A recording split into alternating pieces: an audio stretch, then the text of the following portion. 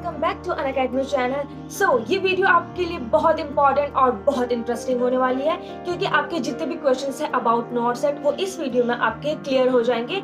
मेरे comment section में हमेशा डेली यही कॉमन क्वेश्चन रहते हैं कि कौन सी बुक प्रेफर करनी चाहिए। द सेकंड वन इज कैसे नोट्स प्रिपेयर करें, एग्जाम का पैटर्न कैसे आता है, किस सब्जेक्ट का कितना वेटेज रहता है। तो ये सारे क्वेश्चंस आपके इस वीडियो में क्लियर होने वाले हैं। तो इस वीडियो को पूरा देखिए ताकि आपके जितने भी डाउट है अबाउट नॉट सेट वो आपके क्लियर हो जाए। और इस वीडियो में आपको देखने को मिलेगा कौन सी बुक प्रेफर करनी चाहिए। द सेकंड वन इज कैसे हम अपने नॉट सेट के नोट्स को प्रिपेयर करें। ये बहुत इंपॉर्टेंट क्वेश्चन है और ये बहुत कॉमन क्वेश्चन है जो मेरे कमेंट सेक्शन में आते रहते हैं daily. The third one is exam pattern कैसा आता है, किस सब्जेक्ट का कितना वेटेज रहता है, क्या चीज इंपॉर्टेंट होती है ड्यूरिंग एग्जाम। तो ये भी मैं आपको इस वीडियो में बताने वाली हूँ। और लास्ट में आपको बताऊंगी कुछ इंपॉर्टेंट टिप्स जो आपके लिए बहुत हेल्पफुल रहेंगी एग्जाम के लिए। तो उसको सुनने के लिए आपको ये वीडियो एंड तक देखनी पड़ेगी ताकि आप वो इंपॉर्टेंट टिप्स मिस ना करो। Let's start this video. और वीडियो स्टार्ट करने से पहले subscribe this channel and press the notification bell ताकि आप हमेशा अपकमिंग वीडियोस के लिए अपडेट रहे और कोई भी नई वीडियो आप मिस ना करो क्योंकि सारी वीडियोस जितने भी हैं वो बहुत इंपॉर्टेंट है आप लोगों के लिए। Let's start this video. First हम बात करते हैं कि कौन सी बुक प्रेफर करनी चाहिए फॉर द नॉट सेट। तो हमेशा मैं यही बोलती हूँ कि मेरी 3 फेवरेट बुक हैं जो हमेशा मैं प्रेफर करूंगी और आप लोगों को भी बोलूंगी कि नॉट सेट प्रिपरेशंस के लिए ये बुक प्रेफर करो। The first one is PR Yadav, the second one is target high and the third one is Saunders जो एनक्लेक्स की बुक्स होती है। पीआर यादव और जो टारगेट हाई होती है हमारी वो बेसिक बुक होती है, मतलब आपको वहाँ बेसिक से लेकर कॉम्प्लेक्स क्वेश्चंस वो सारे मिल जाएंगे आपको। और मैंने अपने नॉट सेट प्रिपरेशन के टाइम पे पीआर यादव प्रेफर की थी। आप कोई भी इंडियन ऑथर की बुक प्रेफर करो और उसी को 3-4 बार रिपीट करो क्योंकि अगर आप रिपीट करते रहोगे सेम बुक को तो वो जितने भी क्वेश्चंस हैं आपके दिमाग में रिटेन होंगे और आपको वो हेल्प करेंगे आपके नॉट सेट के एग्जाम के लिए। क्योंकि 2021 में जो पेपर था नॉट सेट का वो लगभग टोटली बेस्ड था हमारे पीआर यादव से, मतलब उसमें बेसिक से बेसिक क्वेश्चंस आ रखे थे। और हमेशा ये ध्यान रखना कि जो भी नॉट सेट एस्पिरेंट्स होते हैं, जो भी कैंडिडेट्स होते हैं वो हमेशा बेसिक पे ही अटक जाते हैं क्योंकि नॉट सेट का जो पेपर होता है वो आपके ऐसा नहीं होता है कि इंडिया लेवल पे है तो बहुत कॉम्प्लेक्स और बहुत हार्ड क्वेश्चंस आएंगे, ऐसा कुछ नहीं है। बेसिक क्वेश्चंस आते हैं तो इसीलिए सबसे इंपॉर्टेंट पॉइंट ये है कि आपका first of all basic clear होना चाहिए। और बेसिक के लिए सबसे अच्छी बुक है पीआर यादव और टारगेट हाई। अगर आप इन दोनों बुक को अच्छे से 3-4 बार रिपीट पढ़ोगे तो मुझे पूरा भरोसा है कि आपके मैक्सिमम जितने भी क्वेश्चंस हैं आपके दिमाग में रिटेन होंगे और आपको नॉट सेट के एग्जाम के लिए हेल्पफुल रहेंगे। आई नो 3-4 बार बोलने से ही बहुत मतलब दिमाग में प्रेशर बन जाता है कि इतनी बार हम कैसे रिपीट करें इस बुक को। बट मुझे पता है जैसे अगर आप फर्स्ट टाइम अगर इस बुक को पढ़ोगे पूरा तो आपको भी बहुत टाइम लगेगा, may be 1 month 2 month, it's depend on your capability. First time पे भी बहुत ज़्यादा टाइम लगेगा बट सेकेंड थर्ड फोर्थ आप जितनी बार रिपीट करोगे वो जो आपका टाइम ड्यूरेशन है उस बुक को कंप्लीट करने का वो धीरे धीरे कम होता जाएगा क्योंकि आपकी वो स्पीड होगी वो अच्छी बनेगी। और 3-4 बार रिपीट करने से आपकी जो स्पीड है वो अच्छी बनेगी और ये स्पीड आपके नॉट सेट के एग्जाम के लिए बहुत हेल्पफुल रहेगी क्योंकि 3 घंटे का टाइम कब निकल जाता है पता भी नहीं चलता है। तो ये इंपॉर्टेंट रहेगा आपके लिए अगर आप वो इस बुक को 3-4 बार पढ़ो। फॉर द बेसिक आपके लिए टारगेट हाई और पीआर यादव बहुत अच्छी रहेगी और बहुत ही हेल्पफुल रहेगी। और आप वो भी नॉट सेट कैंडिडेट्स हैं उनसे पूछ सकते हैं, वो आपको यही सेम बुक प्रेफर करने के लिए बोलेंगे।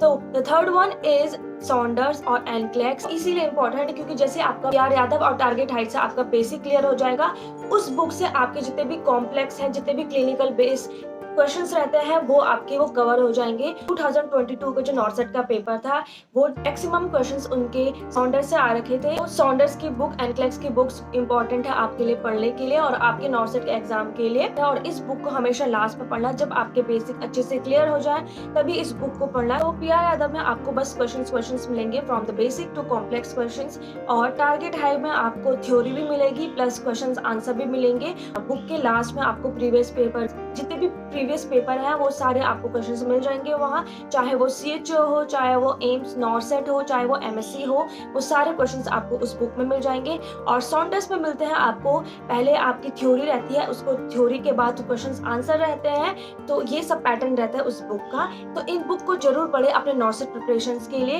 And so the next part is हम अपने नोट्स कैसे प्रिपेयर करें नॉट सेट के लिए। नॉट सेट की प्रिपरेशन की थी मैंने और अपनी कोचिंग से की थी जब, तो मेरे जो कोचिंग के नोट्स थे वो अलग रहते थे और जो मैं PR यादव, सॉन्डर्स इनसे पढ़ती थी उनके नोट्स अलग रहते थे। तो जैसे मैं PR यादव और सॉन्डर्स पढ़ती थी तो उसमें से मुझे जो क्वेश्चंस इजी लगते थे वो मैं तो कर लेती थी, बट जो मुझे क्वेश्चंस डिफिकल्ट लगते थे जो मैं बार बार गलत करती थी उनको मैं अलग से एक डायरी में नोट कर लेती थी और हमेशा उसको जब भी टाइम मिलता था मैं उसको पढ़ती रहती थी। ऐसे में जितने भी आपको जो डिफिकल्ट क्वेश्चंस है जो आपसे हमेशा गलत हो रहे हैं वो आपके वो सही हो जाएंगे, धीरे आपके दिमाग में रिटेन होगा और नेक्स्ट टाइम आप जब भी PR यादव से वो क्वेश्चंस उठाओगे पढ़ने के लिए तो आपका जो आंसर होगा हमेशा सही होगा, क्योंकि आपने उस क्वेश्चंस को बार बार पढ़ा है। इस डायरी में मैंने सॉन्डर्स और PR यादव की जितने भी क्वेश्चंस थे जो हमेशा मुझसे गलत होते थे वो हमेशा मैं इसमें नोट करती थी और जब भी टाइम मिलता था इससे पढ़ती थी। तो एक डायरी है, इसके बाद एक और कॉपी है, तो वो भी पूरी कंप्लीट भर गई थी उन क्वेश्चंस थे। तो उन जब भी मुझे टाइम मिलता था मैं उस कॉपी को, इस डायरी को पढ़ती रहती थी। आप देख सकते हो कि मैंने कैसे अपने नोट्स प्रिपेयर कर रखे हैं और कुछ हाईलाइट भी कर रखे हैं। तो जब भी आप अपने नोट्स बनाओ हमेशा हाईलाइट पेन यूज करो। ब्लू ब्लैक तो कॉमन पेन होती है, बट हाईलाइट के लिए भी आप पेन यूज करो, क्योंकि आप जब जो नोट्स पढ़ते हो वो कॉमन रहता है, आपका ब्लू ब्लैक पेन कॉमन रहती है, बट जो आपको इम्पोर्टेंट लगता है कि ये पॉइंट आपको याद रखना ही रखना है तो उस पॉइंट को आप हाईलाइट पेन से यूज करो, ताकि आपकी नजर सबसे पहले उसी में जाए और हमेशा आप उसको पढ़ो। तो आपके दिमाग में ऐसे रहना चाहिए कि बहुत इंपॉर्टेंट क्वेश्चन है, ये नोट सेट में आ सकता है। जैसे मैंने ये नोट्स बनाए, जैसे मैं पढ़ती रहती थी वो जो ग्रीन पेन दिख रहा है मैं उसके नीचे अंडरलाइन कर देती थी फॉर द हाईलाइट के लिए कि ये बहुत इंपॉर्टेंट क्वेश्चन है। पूरे मैंने इसमें अपने नोट्स प्रिपेयर कर रखे हैं जितने भी PR यादव और सॉन्डर्स के थे। यहाँ पे मैंने देखो, आप देख सकते हो कि मैंने 4 पेन यूज कर रखी है। द ब्लू दिख रही होगी, ब्लू, ब्लैक, रेड और ग्रीन, आप देख सकते हो। तो ये तरीके होते हैं अपने नोट्स प्रिपेयर करने के लिए और सबके डिफरेंट तरीके होते हैं, बट मेरे ऐसे तरीके होते हैं प्रिपेयर करने के लिए। एक पेज भी मिल रखा है मुझे यहाँ पे जिसमें मैंने जितने भी नॉर्मल वैल्यूज हैं वो सब इसमें लिख रखी है, क्योंकि ये मैं सबसे फ्रंट में रखती हूँ। जब भी मैं खोलती हूँ इनको देखती हूँ, इसको पढ़ती हूँ और मेरे दिमाग में रहता है, क्योंकि नॉर्मल वैल्यूज इन सबको याद करना थोड़ा टफ रहता है मुझे और आई थिंक मेरा वीक पॉइंट है कि मैं नॉर्मल वैल्यूज बार बार भूल जाती हूँ, इसीलिए मैं उसको अलग से लिख लेती हूँ और जब भी खोलती हूँ उसको हमेशा ये पेज निकलता है सबसे पहले और उसको पढ़ती हूँ। तो ऐसे करके धीरे धीरे मेरे जितने भी जो नॉर्मल वैल्यूज हैं वो मुझे याद होती रहती हैं। तो ये मेरा वीक पॉइंट है, आप लोगों का कुछ और हो सकता है। तो जैसे जो भी चीज आपके वीक पॉइंट है उनको नोट करो। नॉर्मल वैल्यूज और जो कम्युनिटी की जो भी नेशनल पॉलिसी के डेट हैं ये सब मेरे वीक पॉइंट है, मतलब मुझे बहुत कम याद होते हैं, इसलिए मैं उनको अलग से लिख लेती हूँ। जैसे आप देख सकते हो यहाँ पे मैंने जितने भी नेशनल पॉलिसी है, कौन सा डे कब आता है, ये सब इसमें मैंने नोट कर रखा है लास्ट में। और इसकी अलग भी मतलब जहाँ भी मुझे मौका मिलता है वो लिखते जाती, ताकि मुझे अगर मैं इस कॉपी को खोलूँ अगर उसमें मुझे वो नोट डेट दिखे तो मैं उसको याद करूँ, अगर इस कॉपी को खोलूँ इसमें वो डेट दिखे तो मैं उसको याद करूँ। तो इसीलिए मैंने उसको अलग अलग जगह भी लिख रखा है कहीं ना कहीं, ताकि मैं उसको बार बार पढ़ती जाऊँ और मुझे वो रिटेन होता जाए मेरे दिमाग में। आप लोगों के अलग तरीके हो सकते हैं नोट प्रिपरेशन के लिए और ये मेरे तरीके हैं। तो इसलिए मैं आपसे, क्योंकि आप वैसे बहुत बोल रही थी कि अपने आप नोट्स कैसे बनाते हो वो बताओ, इसीलिए मैंने ये लाइव एग्जांपल दिया कि मैं अपने नोट्स प्रिपरेशन करती हूँ। उसके साथ साथ मैंने एक पॉकेट डायरी भी अपनी तैयार करके रखी है। इस पॉकेट डायरी में मैं सेम जो इम्पोर्टेंट क्वेश्चन होते हैं, मतलब जो आपको मतलब ऐसा कि मतलब बहुत इंपॉर्टेंट क्वेश्चन है आपके नोट सेट में आ सकते हैं, उन चीज़ों को मैंने इसमें रख रखा है और ये हमेशा मेरे पास रहती है। जब भी टाइम मिलता है, जब भी मैं ऐसे फ्री बैठी रहती हूँ, मैं इसको खोल देती हूँ और इसको पढ़ लेती हूँ। और ये भी लगभग पूरी भर चुकी है, देख सकते हो। तो इसमें मैंने मतलब जो जैसे पूरा एक टॉपिक होता है, कोई भी अगर आपका कोई भी एक चैप्टर ले लो, उसमें से जो इम्पोर्टेंट क्वेश्चंस होते हैं ना, जो मतलब आपको याद रख, और इसमें मैंने ज़्यादातर इसमें मेडिसिन लिख रखे हैं, जैसे हमारा सीजोफेनिया या डिलीरियम, अल्कोहल विड्रॉल, इन सब के लिए जैसे जो मेडिसिन होती है या एंटीडोट होती हैं वो भी इसमें मैंने मेंशन कर रखे हैं, और जो नॉर्मल वैल्यू है किसी की वो भी इसमें मैंने लिख रखा है। जैसे आप एग्जांपल देते थे, जैसे ये एंटी क्रेविंग एजेंट है तो मैंने इसके नाम लिख रखे हैं नीचे। देन एवर्जन थेरेपी है, कौन कौन सी है वो लिख रखे हैं। और मतलब समझ सकते हो कि मैंने कैसे कैसे अपने नोट्स प्रिपेयर कर रखे हैं। जैसे सीवियर इंटॉक्सिकेशंस कौन कौन से हैं वो सब लिख रखे हैं, क्या क्या सिम्टम्स हैं, मेन सिम्टम्स हैं वो लिख रखे हैं। और उसके अलावा आप देख सकते हो सेम जो जो डेज होता है, जो डेज होता है कि कौन सा कब आता है, किस दिन आता है, किस साल में वो आता, तो ये मेरा थोड़ा वीक पॉइंट है, तो इसलिए मैंने इसमें भी लिख रखे हैं ताकि मैं जब भी इसको खोलूँ उसको पढूँ और धीरे धीरे मुझे वो चीज़ें जो डेट है वो याद होती रहे, रिटेन होती रहे मेरे दिमाग में। तो ये पॉकेट डायरी में ऐसे प्रिपेयर करके रखती हूँ। यही सब चीज़ें मैंने ऐसे प्रिपेयर करके रखती हूँ ताकि मैं उनको जब भी मुझे टाइम मिले उनको बार बार पढ़ती हूँ। और ये पॉकेट डायरी आपके लिए तब भी काम आ सकती है जैसे आपके नॉट सेट की के लिए 1 दिन का टाइम है या 2 दिन का टाइम है, तो आप इस डायरी को पढ़ सकते हो क्योंकि आपको पता है कि आपने इसमें इंपॉर्टेंट चीज़ें लिख रही हैं, बहुत बारीक चीज़ें लिख रखी हैं जो आपके नॉट सेट के लिए बहुत इंपॉर्टेंट है। इसमें बेसिक भी हो सकता है और इसमें जो हार्ड क्वेश्चंस, कॉम्प्लेक्स क्वेश्चंस के रिलेटेड जो आंसर है वो भी हो सकता है। तो ये डायरी समझ लो आपके जो लास्ट टाइम के जो नोट्स है उसके लिए इंपॉर्टेंट है। आपके दिमाग में ऐसा होना चाहिए कि अगर मैंने ये डायरी पढ़ ली तो मतलब मैंने जो मुझसे याद नहीं हो रहे थे, जो मेरे कॉम्प्लेक्स क्वेश्चन थे, मैंने उसको भी कवर कर लिया है। तो ये डायरी आपके लिए वो उस टाइम पे बहुत इंपॉर्टेंट रहेगी जब आप अपना नॉट सेट का एग्जाम देने जाओगे। तो उससे पहले ये डायरी अच्छे से पढ़ लेना ताकि आपके दिमाग में ऐसे रहे कि हाँ मैंने पूरी प्रिपरेशन कर ली है अपने नॉट सेट से, मैं बहुत सेटिस्फाई हूँ अपने नॉट सेट की जो मैंने प्रिपरेशन की है उसके लिए।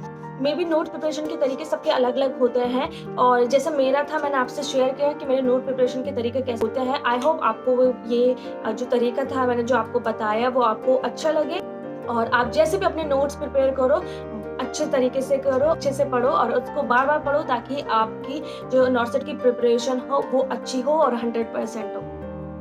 So the third point is कि जो नॉट सेट को जो एग्जाम होता है उसका पैटर्न कैसा होता है और किस सब्जेक्ट का कितना वेटेज रहता है। जो हमारा नॉट सेट का जो पेपर होता है वो सीबीटी बेस्ड होता है, कंप्यूटर बेस्ड टेस्ट होता है और ये ऑनलाइन टेस्ट होता है और इसमें जो क्वेश्चंस आते हैं 200 क्वेश्चंस आते हैं। आपका 3 घंटे का टाइम होता है इसमें जो हमारा जो 180 क्वेश्चंस होते हैं वो नर्सिंग से रिलेटेड होते हैं और जो 20 क्वेश्चंस होते हैं वो नॉन नर्सिंग से रिलेटेड होते हैं जिसमें आपकी रीजनिंग, आपकी जीके, आपकी मैथ ये सब आते हैं। जो हमारा एग्जाम है उसमें हमारा कम्युनिटी हो गया, गायनी ऑप्स हो गया और फंडामेंटल का जो वेटेज रहता है बहुत अच्छा खासा रहता है, मतलब उनका वेटेज बहुत ज़्यादा होता है हर एग्जाम में। और इसके अलावा उसके बाद आते हैं हमारे जिनका वेटेज होता है वो है हमारा MSN, साइकेट्रिक, पीडिया और सोशियोलॉजी और फार्माकोलॉजी, इनका वेटेज भी बहुत अच्छा रहता है।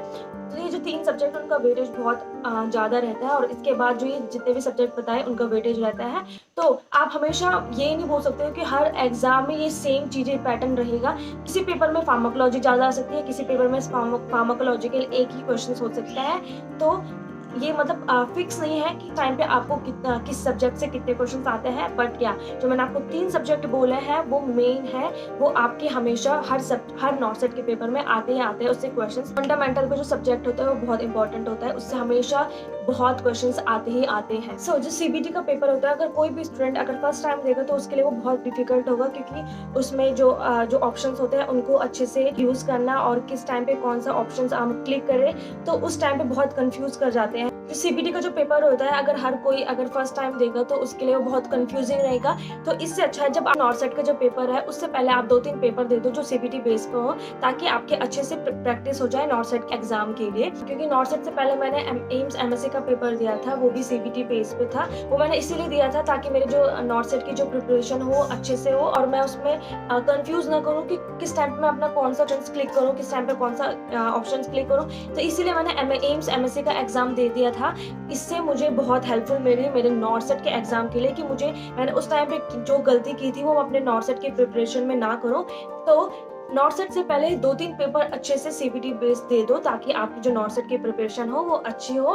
और नॉट सेट के बाद ये ना बोलो कि मैंने इससे पहले क्यों एक सीबीटी पेपर नहीं दिया था, ताकि आपको बाद में शिकायत ना हो कि मैंने नॉट सेट से पहले क्यों 2-3 पेपर नहीं दिए सीबीटी बेस पे। मैं दे सकता था बट मैंने नहीं दिए।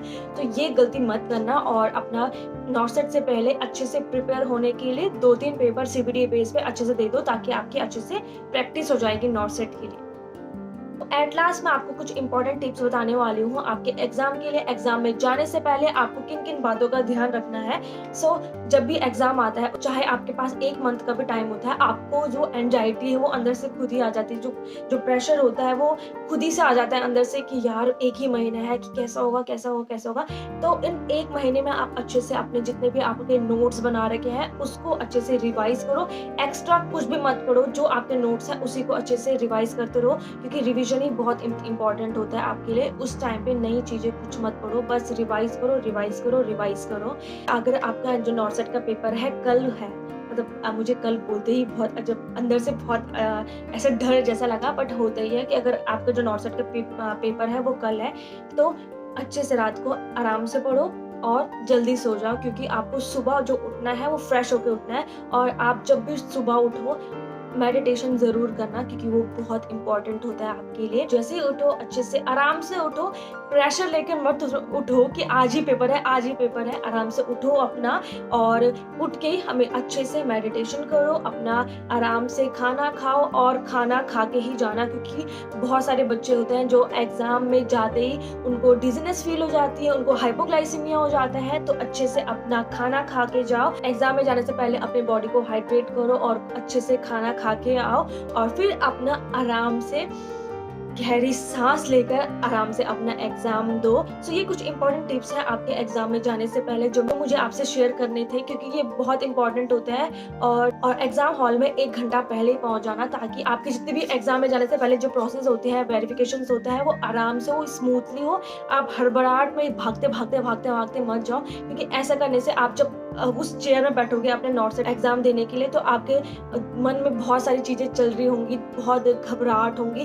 तो उस चीज के लिए आप टाइम से पहले जाओ एग्जाम में, अच्छे से वेरिफिकेशन करवाओ अपना, और आराम से सीट में बैठकर अपनी स्क्रीन को देखो और टाइम वेट करो कि कब आपका जो नॉर्सेट का जो पेपर है वो आए। आप बैठ जाते हो तो बहुत टाइम होता है पेपर आने के लिए, आपके पास बहुत टाइम होता है आराम से बैठने के लिए। तो उस टाइम पे आप वॉशरूम जा सकते हो, आराम से मेडिटेट कर सकते हो, और अपने बगल वालों से बात भी कर सकते हो कि हाँ उनके हाल चाल ऐसे ही, मतलब नॉर्मली थोड़ा अपने माइंड को डिस्ट्रैक्ट करने के लिए ऐसे बात भी कर सकते हो। बट पेपर से रिलेटेड कोई बात मत करना कि यार तूने कितना पढ़ा, मैंने इतना पढ़ा, मैंने ये चीज नहीं पढ़ा, मैंने वो चीज नहीं पढ़ा।